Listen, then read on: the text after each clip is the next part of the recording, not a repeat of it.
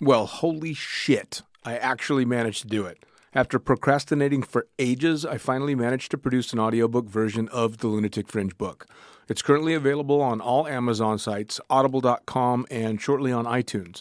And if you're the page turning type, it's also, of course, still available in Kindle form, paperback, and hardback on Amazon.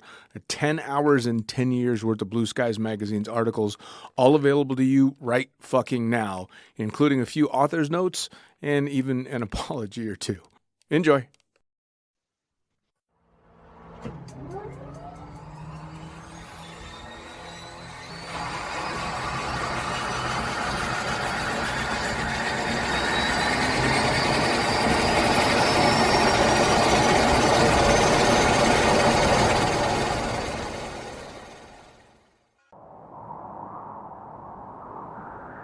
In a world. Mate, hold up. We said we're done with the serious intros. Who said? Well, we did. I don't remember that. Well, I said it, and you're me, so, you know. Well, I don't care. In a world. Hey, I told you. We're keeping it light. You do it on your own then. Well, technically, I already am. So, anyway. Fuck yeah. Pure wild flight. Get it down ya. How good? Visit nzaerosports.com. I get to do the next one. Well, obviously, you moron. We both do. Of course, I absolutely love the NZ Aerosports business model. I mean, come on. One glance at an Icarus fuck yeah sticker and you know it lines up perfectly with the fucking pilot mentality. But outside their wonderful use of colorful language and a great company vibe, there's a long list of reasons to say NZ Aerosports fuck yeah. NZ Aerosports blows me away right out of the gate as a canopy manufacturer with a bold offer. They give you 10 jumps on your brand new nylon to decide if you want to keep it, swap it out, or even return it for a refund. I mean, seriously, how incredible is that? That's like getting halfway through a prom and deciding you prefer the slightly racier date that goes down faster. Seriously, they do that. If you're not madly in love with your new canopy after 10 jumps, they'll let you swap it out for another size or model, or even get your money back. And the range of canopies they've got? Man, they've got a style canopy to fit every jumper and every situation with models you know and trust, like the Sapphire 3, the perfect choice for the beginner or intermediate canopy pilot. The Crossfire 3, when you're ready to kick it up that elliptical notch. The JFX 2, if you're looking to up your new swoop game. The Leia as the workhorse and dirtwater dirt beast. Or the Petra. The Petra cranks out crazy power and is nothing short of a record breaker. But hey, it's not always about speed either. Take the Kraken. Built as a low pack volume canopy specifically with wingsuiting in mind, she gives you all the performance you're looking for with the reliability you need that'll have you itching for that next formation, rodeo, or puffy cloud. So the equipment is top of the line kick-ass stuff as you already know, but how about the team? Well, the customer service gang is there to sort you out whenever you need them. Maddie and Beto are always there to help with Jen holding the reins. They're available for you at sales@nzaerosports.com, and they've got a kick-ass live chat tool on the website if you're wanting to hit someone up right away. These are the crew you're going to want to talk to get those custom orders in. With the stock nylon, once you know what you want, they'll have that shit on a FedEx truck as soon as the credit card machine says approved and get you in the air in no time. For your custom orders, you'll be able to get a time frame for building and shipping when you design it, so get to it. And demos. They've got demos in the US available from their partner Rock Sky Market. The whole US demo fleet is there with Sapphire 3, Crossfire 3, Kraken, JFX2, and Leia canopies in a range of sizes.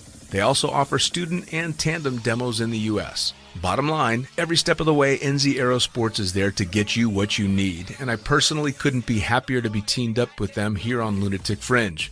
And now, time to get started with Lunatic Fringe Into the Void, brought to you proudly by NZ Aerosports. Fuck yeah!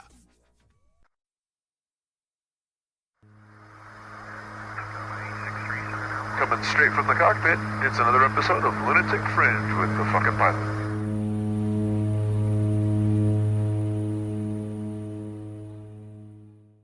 Ready, set, go!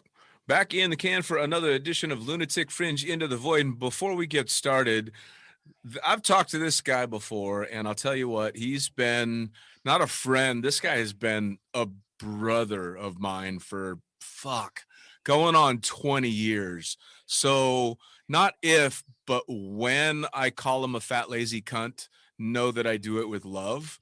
And when I talk a whole lot of shit about him, I still think he's a really talented skydiver, even though he's a big, fat, lazy cunt. So tell me, who the fuck are you and what do you do? Hey, back in the hot seat, man. So, yep, my name is Derick, and I'm a skydiver. Yeah. I loved it. I loved it as I'm saying all of that shit as it begins. That's all I do. You didn't even react to me calling you a big fat lazy cunt because I've done it so many times. Yeah, nah. So you jump Not out my of first picnic with you, man. No. So you jump out of airplanes. Every once in a while, yeah. Yeah. You've got you got all the fucking ratings, and you've been doing this for a long time. You are the epitome of the fucking old guy tandem instructor now. Yeah, I think I'm falling right into that category, my man. Yeah. 26 years now going on, jumping out of these things and still loving every little bit of it. I mean, yeah. Which is fucking amazing. Now, that being said, you and I have got a lot of war wounds from over the years. Some of them inflicted with each other. So I'm sure we're going to talk quite a bit about how we're surviving being old fucking skydivers. But for those that have not met you before or haven't heard us talk before, how did you get your start jumping out of airplanes? Oh, well, I remember driving past a drop zone in Philadelphia. And it's one of those just kind of driving by, looking over, going, oh, wow, skydiving. Okay. I think I'll pull in here and check it out. And I honestly, I don't remember ever feeling so uncomfortable in my whole life and never wanted to do it again. Usually everyone has this brilliant story about how he loved it and would from now on until the day they die always do it. But for me, it was I'll never touch that again. And it was I was with an instructor who was my instructor is about 5'4", okay, and he had a fairly large belly on him. Okay, so if you can imagine us both standing up and me on the front and him standing, vertically and just the belly protruding out to the point where he's putting me into an arch times 10. Sure. By the way, for those that can't see you, you're about what are you, 6'2"? 6'2", 6'3", in between, yeah. And he's much shorter and fat. Okay, cool. Got the picture. He's a big boy. So in free fall, I remember literally before the parachute had even opened, my arms and legs went completely numb. So by the time we got to the ground, I literally, as he unhooked us, I literally just fell over, and that was it. And he's just like, "Are you all right? You all right?" I'm like, "Yeah, I can't feel my arms and my legs. Is that normal?" Yes. He's no, I think you're just in shock. And I'm like, no, I'm not in shock. I literally can't feel my arms and my legs because the harness was really tight. I'm sure he took a lot of offense to the fact that, he was doing something a little bit incorrectly. Right. But yeah, I just remember how uncomfortable it was and never wanting to do it again. Now it's got to be weird too. All these years later, looking back, I bet you now you can look back at that first jump and tell all the things that he did wrong that made your fucking arms and legs go numb. Oh yeah, 100%, man, 100%. And which is all the more reason you'd want to try, more so trying to do the right thing by all your students. Sure. You want them to be as comfortable as possible. You want them to remember it. Yeah. So if your first jump was basically like getting ass raped by a short fat gorilla, who just left you lying on the ground, what the fuck possessed you to jump out of an airplane again? I could tell you the next fun jump I had. I was seeing this girl in California, and I was on an elevator in the military on the way back down, and there was a bloke on there. He had 2 broken legs, and he his crutches, and he had a rig on his back. And she she was with me, and she knew the guy. So they started chatting back and forth, and this guy was from Australia, and he was just going on and on about how he just he landed and messed up his right leg, and then he went back a couple weeks later and then messed up his left leg. So it was two different incidents. And he was just on the way out to the drop zone to do another jump, is what he was telling her anyway. So yeah, that just got her and I talking about it, and we decided to go out and give the tandem thing one more go. So yeah. So your mentality was you decided you'd make a second jump because randomly in an elevator you bumped into a skydiver with two fucked up legs, and you thought that sounds like a good idea. No, honestly, I was just trying to get laid. Did it work? Yeah, and it did work. Yeah, but it boiled down to me going, oh well, this guy. Wait, was it the girl? Was it the girl that you got laid with, or the guy with the fucked up legs? Yeah. I just got. So I was like, well, with no pun intended, this guy's got a foot in already. So I figured, yeah. She brought up the fact that we should go for a skydive, and that was it. Actually, we ended up both going and getting our aft, doing our aft together. Oh, nice. And then I think after maybe 40 jumps, she stopped skydiving, and I kept going. So that was the. So the second jump, clearly it was better than that the was first. it. That was it. Yeah. They having a parachute on your back versus an instructor on the back that's putting you in a position to make your arms and legs fall asleep. Wait. So your second jump was not a tandem; it was straight to AFF. Straight to AFF, yeah. Yeah, we went out there for a tandem. Oh. We went out there for a tandem and ended up doing AF level 1. And I ended up doing AF level 1 through 4 one day, and then 5, 6, and 7 the next. Oh, yeah. Really? In 2 days? Yep. 2 days. And yeah, this was at what drop zone? Skydive San Diego. Otay Lakes. Scary fucking place. Brownfield Airport at the time, right on the border of Mexico. Yeah, way back in the day. Oh wait, so this was when it was still at the big airport and not over at the little. That's place. Right. Yep. Nice. Just before Buzz Fink bought it, and then moved it over to Otay. So yeah. I mean, and you spent a lot of time in San Diego, didn't you? Jumping wise. Yeah, 9 years I was there before I moved on to Vegas, and then ended up going out and I met you out there. Did you get all your ratings in San Diego? Like, I didn't get my IAF rating until I came out here in Australia. So I moved out to Australia in 2006. So, but all my tandem ratings and everything were in San Diego. Okay. Yeah.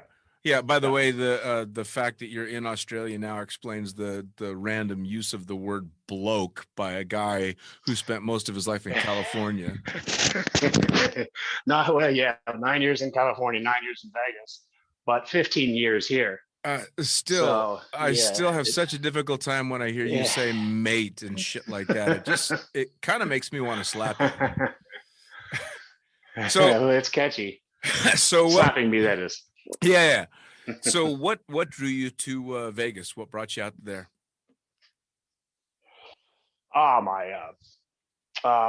Actually, no. Vegas. Okay, so I moved to Vegas because I was starting to party a bit much in San Diego.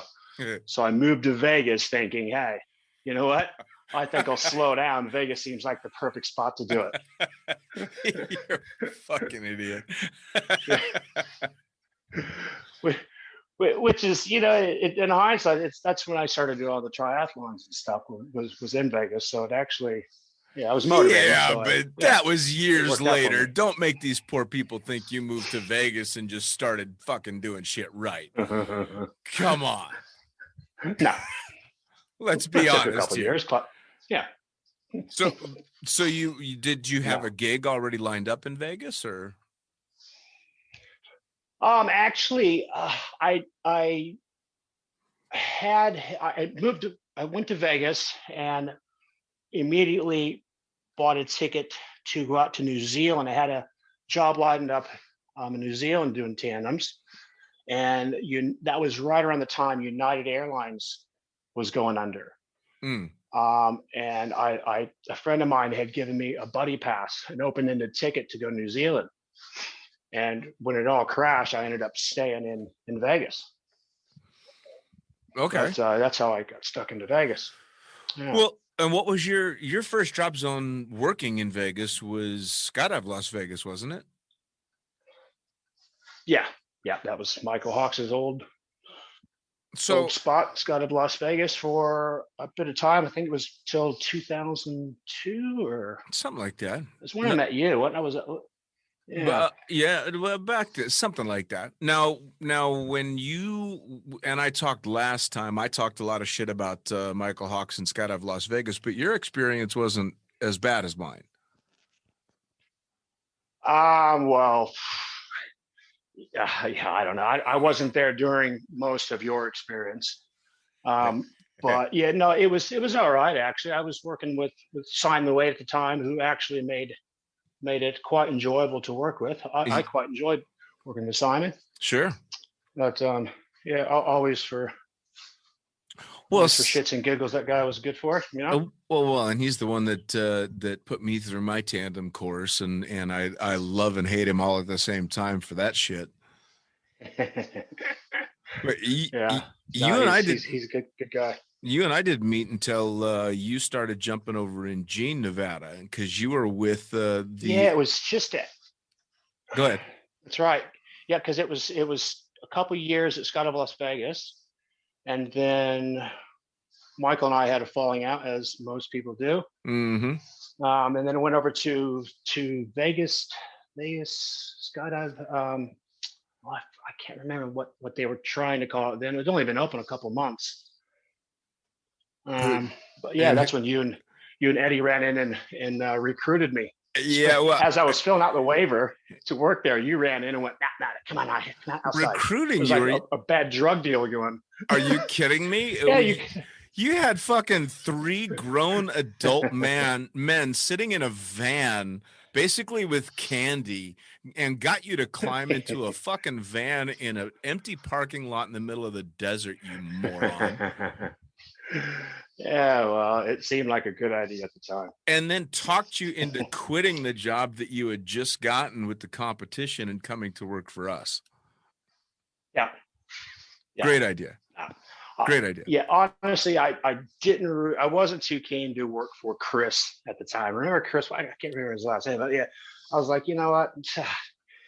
I'll take it, because I definitely don't want to be working for Michael Hawks anymore. Sure. But yeah, and the second you walked in was like, hey, got a better idea.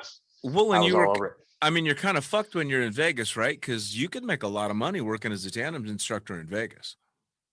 Yeah. Well, it was, God, what I don't know what you made, but when I was, we were making good.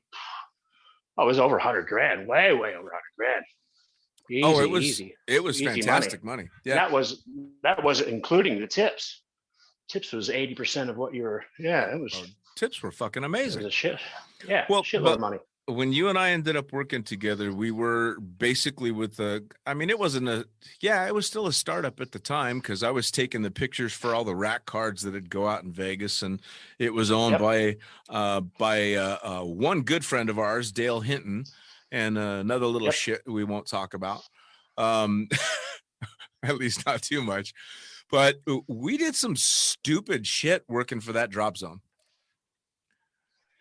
Yeah, we did, but we had a really good time doing it. Yeah. Well, but and when I say stupid shit, we pushed a lot of limits when we were working at that drop zone. I like to think that most of my chops as a tandem instructor, I got when you and I were working together in Jean, because fuck me, man, we jumped in some of the gnarliest conditions in one of the most hardcore places out there. Yeah, well, Eddie Carroll he pretty much gave us the reins and was like, "You boys have this. You make the limits. Have at it." And it was really good. It was up to us to make as much money as we wanted. Sure. So yeah. Well, it was up to us to some degree. I mean, you and I did not jump through fucking ground fog from 1,000 feet down to the ground by choice. Well, we did, but it looked like it was going to clear at the time. Yeah, but we were the idiots that jumped out. A lot of it was, and a lot of it was kind of, we were still newer instructors. You know what I mean? So just kind of going, well, let's hope it all works out. Run me through your version of that jump. Oh, okay. I remember obviously it was a bit foggy, but it was only in a few areas. You know what I mean? And it looked like the spot we were landing in was pushing out of the way. You couldn't see the ground, but you can see kind of it opening up around it in a distance, right? To the point where you got the feeling like by the time you're up in the air and you spend a few minutes under the tandem, under the canopy, that by the time you got down, it wouldn't be a difficult thing to say, I'm gonna make this no problem. Sure. And then of course in free fall, I'm looking, and a couple spots that looked like it was opening up started closing up, and then I'm like, okay, I'll open a little higher. And then, once you got a few extra seconds under the canopy, and as you're getting closer to the ground, you're like, this isn't clearing, this isn't clearing. And then it was actually, up off the ground a lot higher than I thought it was going to be. But never, it literally was like all the way to the ground. Yeah. So once you started going into it, you're like, oh shit. You look at your altimeter going, oh, I hope I have at least 100 feet at the, between the bottom of this and the ground that I can, have enough time to put the brakes on. And sure, it never happened. Well, and of course, knowing that on one side of the landing area is I-15 and massive high tension power lines, and that on the far side of the drop zone is fucking a mountain. Yeah. There was. It felt like you had a little bit of room for air, but the closer you got towards the ground, you realize you didn't have any room. Yeah. And it was just kind of like, I hope I put the brake. I hope I can at least see the bush. You know what I mean? When I punch the brakes.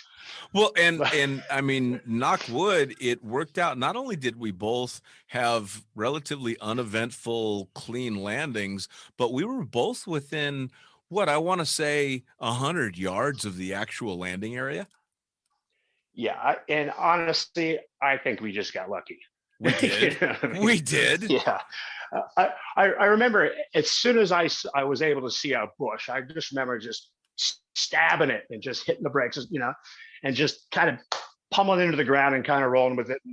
And, my passenger, of course, he was laughing his ass off, and that was awesome. That was awesome. I'm thinking, okay, well, at least he's not upset about kind of eating shit on the landing, Right. And I just remember laughing with him, but really to myself, giggling out loud at you because I knew that you were dealing with the same shit I just dealt with. Yeah, which was absolutely fucking ridiculous. I remember thinking at one point we should be yelling Marco Polo just to fucking just stay the fuck away from each other, because the entire time I'm thinking all of those thoughts, as well as, fuck, Derick's flying around in this shit too, and I have no idea where that motherfucker is. Yeah, scary. Yeah, needless to say, we waited a little while to make another jump that day. Yeah, we did. Yeah. We shouldn't have even gone up, but we did. So what was the jump that you did? You took the tandem and I shot the video because we had that massive group come out, but the deal was the guy that was paying for all of it had to jump as well, and he was huge. That's right.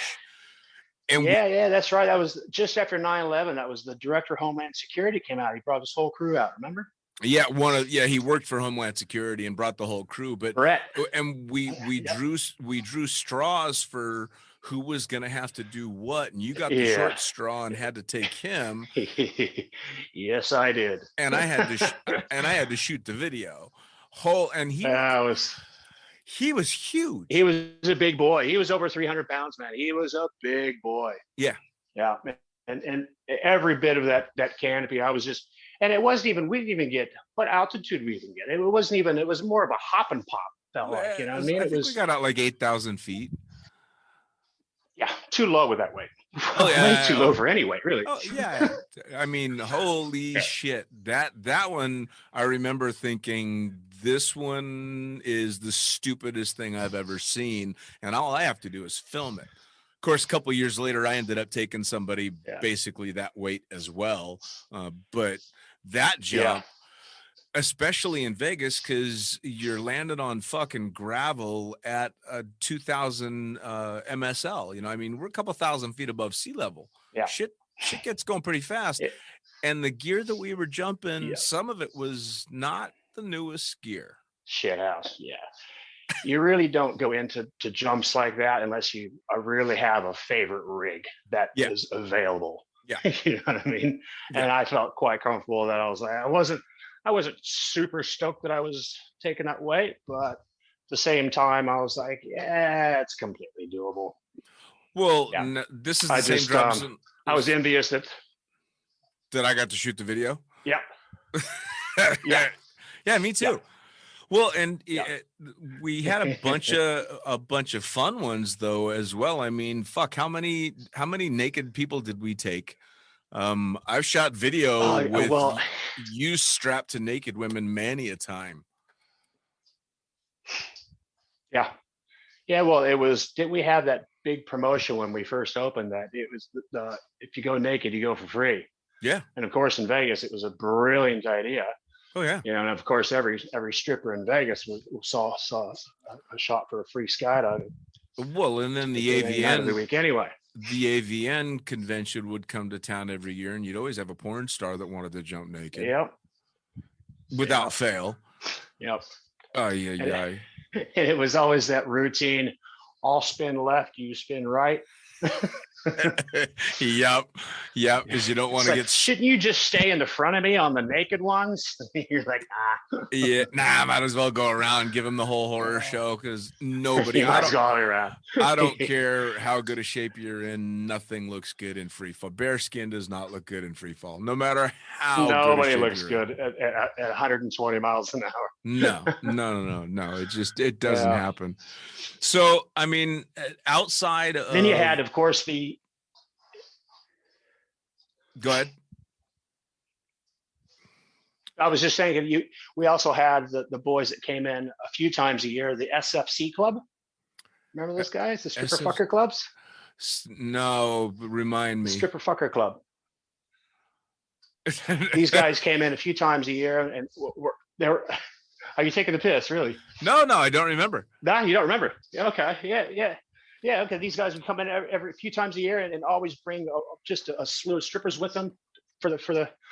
But I guess if you're taking, we're taking strippers year round anyway. You probably, you were stripping yourself, so it'll probably all blended together for you anyway, dude. Well, yeah, the stripper part of it definitely did, because you're actually, it's kind of funny because you're one of the few people that I've had on the podcast that actually can verify I used to do that for a living, because I was still in the I was still working in the club when you and I were hanging out and jumping. Yeah, I remember going to.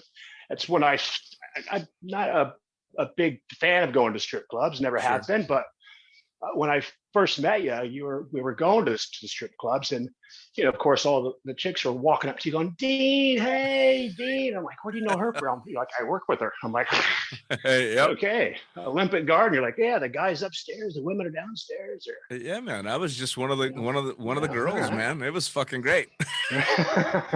You're still one of the girls. Yeah, fair enough. Well, now you ended up working in a strip club yourself, though. Yeah, my ex got me the job. Yeah, doing bouncing. Yep.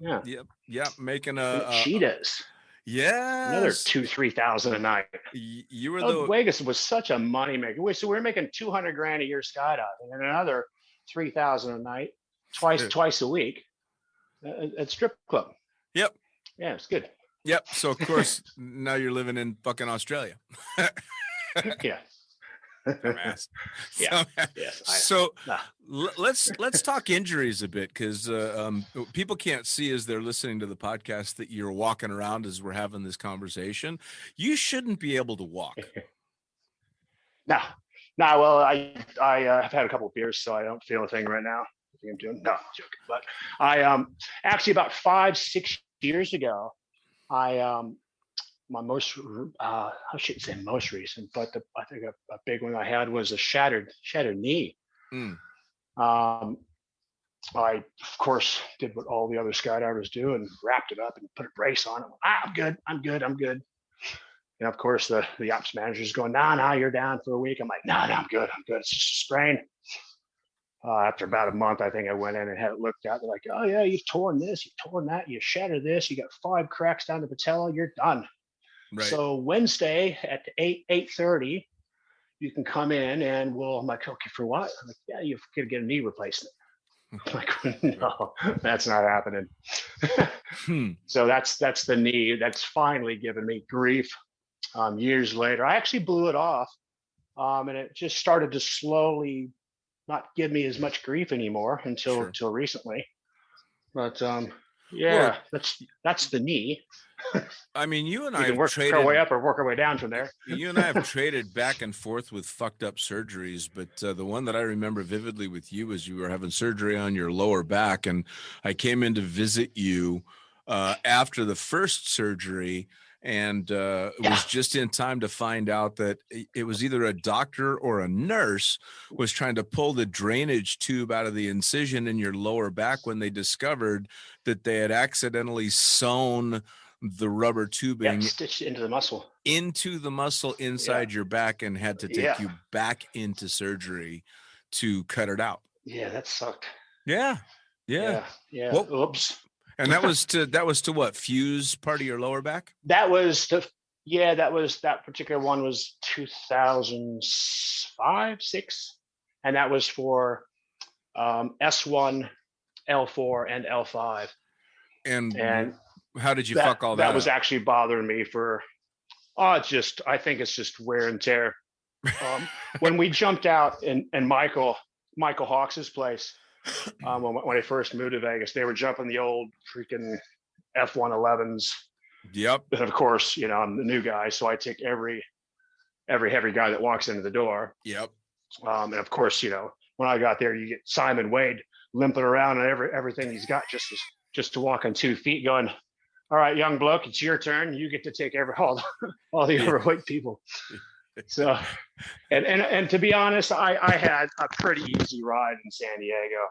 I got to take it just felt like I was taking every light passenger there. Sure. Which was awesome, because that'll never happen twice in your life, But when in Vegas, my first 2,000-3,000, I think, were it just felt like they were all, just weight charges. Yeah. And with the F111 just pounding into the ground every other landing. And the openings. Of course, it's a decent enough landing, because you can only sink those in and just stab them just right every time. But it's just over time, it just takes the toll on you. And of course, the openings. Brutal, the openings. I mean, because we were jumping the old vector systems that had you hanging head low, and then you've got these F111 train wreck openings every time, and that all slams into your lower back, and then the landings and all that shit. So, that's over a long time. But you actually just recently went through the same version of the shit that I went through, which was having stuff with your neck done. Yeah, I had a second neck surgery. Yeah. I recently had C3, just pins and plates removed. But back in 2007, 8, I had a really hard opening and broke my neck. Yep. And it was 2003 it was. And my neck snapped back on opening. And I just remember just feeling it in my whole body, just going, oh. And I went down, and of course I told Michael, I was like, oh, I'm hurt on that one. He's like, you're hurt? Or are you injured? I'm like, well, I guess I'm just hurt. He goes, all right, you're on the next tandem, you know? So every tandem after that was just me holding my chin and hoping, just kind of letting Yep. all the air out and just kind of roll the opening. But I found out a year later that I'd broken my C2 and snapped it completely. It was at a 90 degree. It still is at a 90 to this day. Once they don't like to go back in and mess around Sure. with C2 once it heals up. But I think because of that, it just kind of sets the pace for everything else below it. Sure. And eventually going bad. Sure. Or at least C3, which was the next one, which is my most recent. Right. Yeah. Yeah, we both. I mean, But all good now. You just had one. Yeah. What was you just had two or three levels? 4 levels. Yeah, my C2 all the way down to my C6, 7. They took all 4 discs out. They replaced 2 of them with artificial discs and fused 2. And then I am, at least as far as I know, the only person still in recorded medical history to have a titanium disc break in his neck. So they had to go in and take the broken disc out and fuse those 2. So now I have 3 levels fused in my neck, which yay. Hey, I mean, honestly, I'm surprised that I still have quite a range of motion. So I'm impressed with that. Yeah, well, they say all the motion, the range, you get most of your range comes from that first one, evidently. The first C2, and yeah.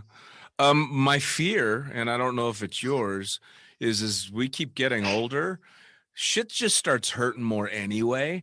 But you and I and a lot of OG tandem meat haulers out there have fucked ourselves up.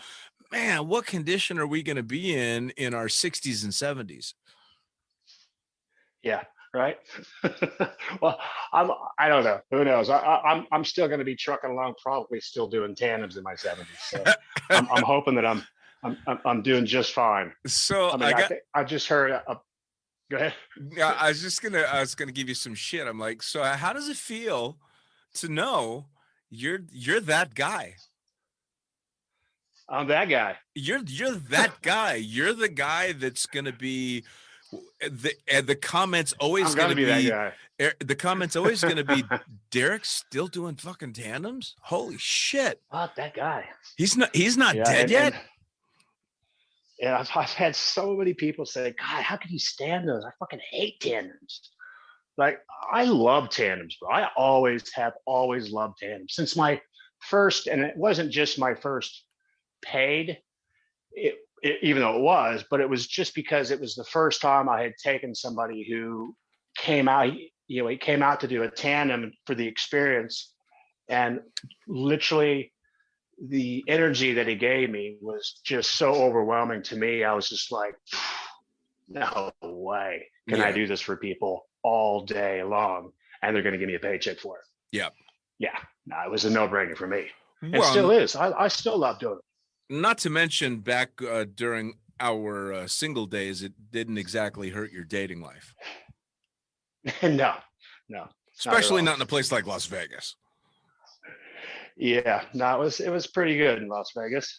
So now you're that guy. You're the old tandem instructor. You're the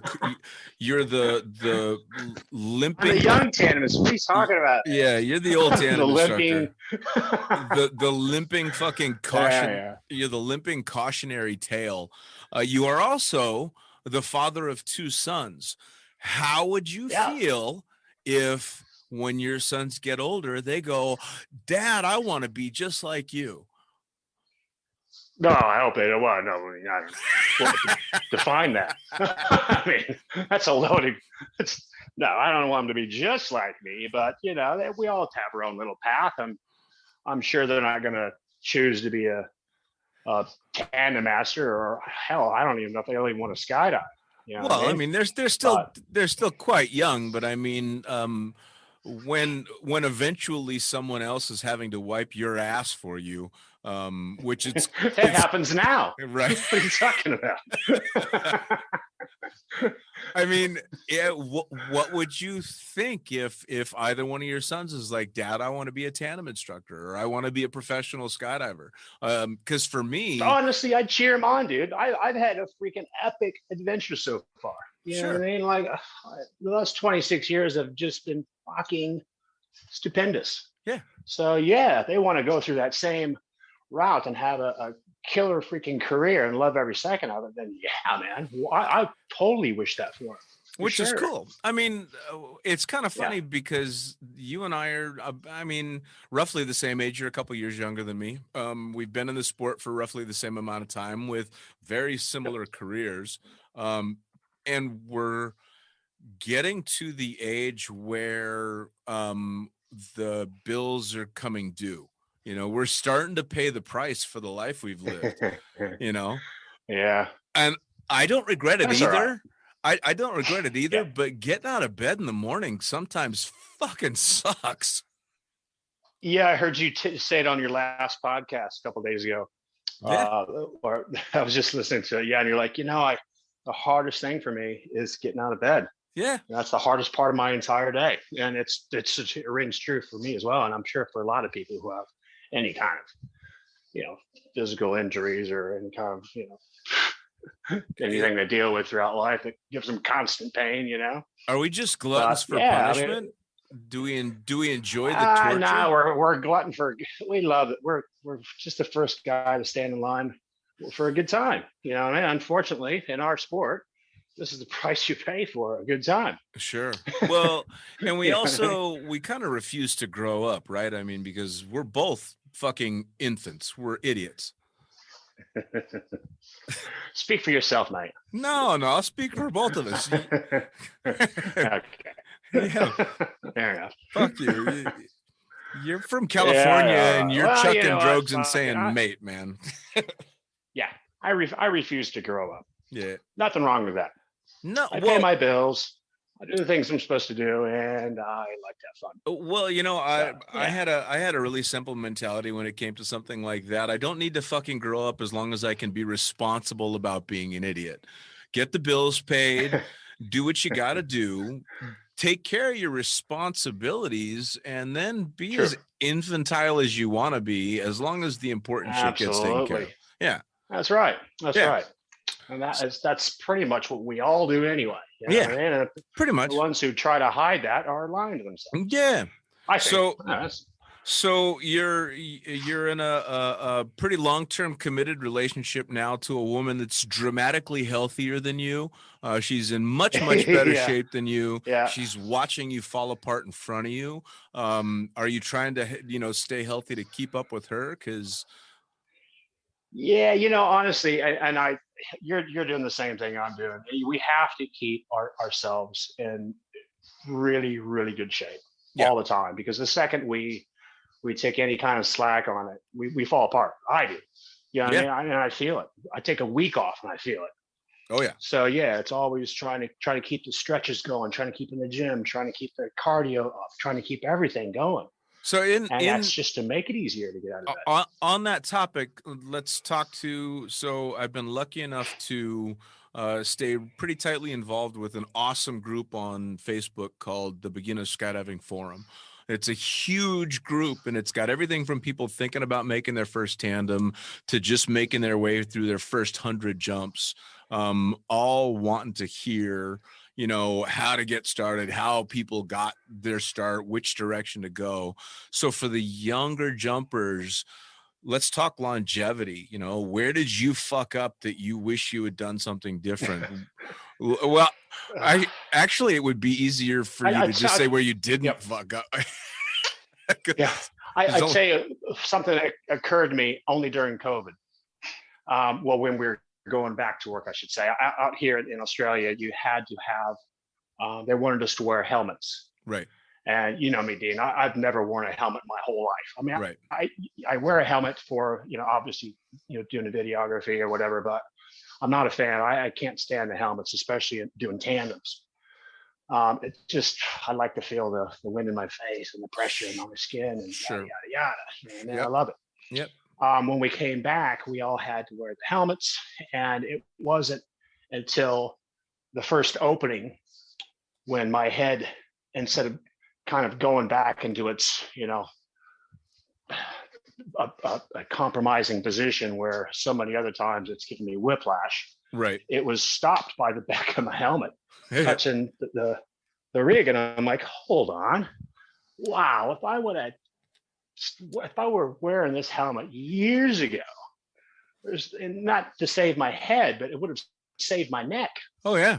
Well, you know what?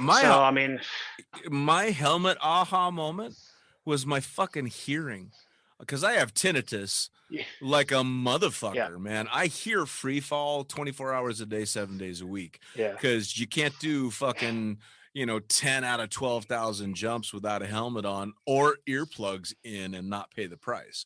So that was my big clue was, oh, there's something to this helmet shit, and it's not necessarily about hitting something hard. I mean, yeah. What else? I've always worn earplugs, so earplugs is a big one. You know what I mean? Having a good pair of earplugs, not just the little foams that you squeeze and throw them in your ears, but a really good solid pair that are made for your ears. Sure. Saving the hearing. And honestly, the parachutes, I should say, I mean, if we're talking just tandems, and we can talk gear, but the parachutes nowadays have just gotten so much easier and more forgiving. Sure. Sure. Obviously, there's a little less room for air. So if you're screwing your arc up, you're going to pound into the ground. But if you're playing that arc just right, it's going to save you. It's going to save your knees, going to save your back, it's going to save everything. Even the openings are just super sweet. So I don't think there's an issue, as big of an issue nowadays as there used to be. I still think, the basics that a lot of jumpers, at least back in our day, took for granted was staying physically in shape and exercising. And for me, it was stretching. But I mean, how many jumpers did you come up with that went straight from the drop zone to the bar and never saw the inside of a fucking gym? Their exercise for their arms was flaring. Skydiving beat the shit out of them.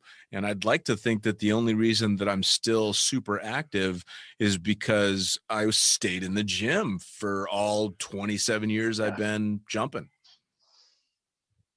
Yeah. No, I didn't start until, that must have been around 2006 or so. But before that, I was the last guy in the gym. Sure. Me and my bestie back in San Diego were always on the party prow. Sure. Doing everything except for taking care of our bodies. You know what I mean? Sure.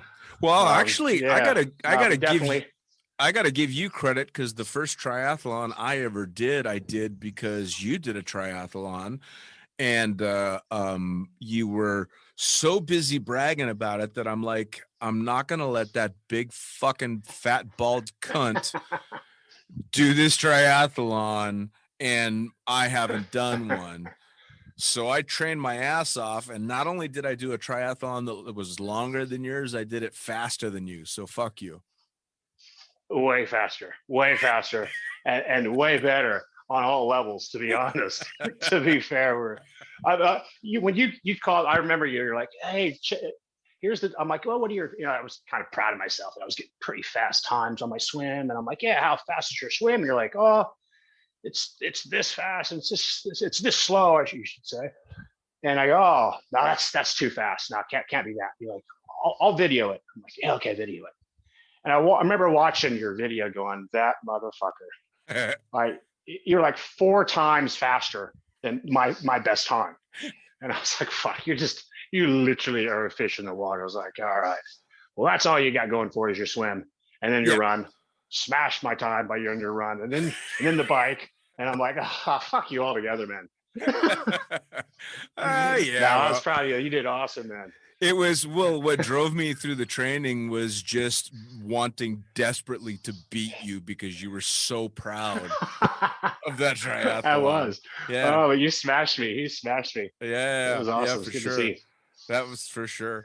Well, and we've been lucky enough to have lots of adventures over the years and done a bunch of traveling, and we've bounced around some islands together and fucking Fiji and Australia Quite a few islands. Yeah. and Bali and all this stuff. And if it weren't for that fucking knee, you'd be going up to Everest with me at the end of this month. Yeah. But Yeah, I mean, and actually, I have another surgery coming up as well. I've got C5 getting ready to be fused this next couple months, or next probably 60 days. Yeah, which is I'm quite happy about, because right now I'm doing some downtime anyway. right. And it's just perfect timing for me to take care of this.